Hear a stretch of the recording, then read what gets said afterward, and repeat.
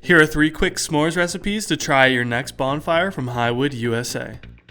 For these recipes, we used an electronic s'more maker by Nostalgia S'mores, but feel free to use any heat source available. Fudge striped s'mores are as easy as they sound. Simply heat up your marshmallow and then take 2 fudge stripe cookies as your crackers.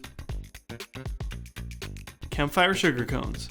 Grab a cone of your choice, add some Hershey's chocolate and any other preferred toppings, warm up your marshmallow, and then add them to the cone and enjoy. Caramel apple s'mores. The best is always for last, and this recipe is no exception. First, slice up a tart Granny Smith apple to complement the sweetness of the caramel. Then, heat up your marshmallow and caramel separately so that they can easily be added to the apples.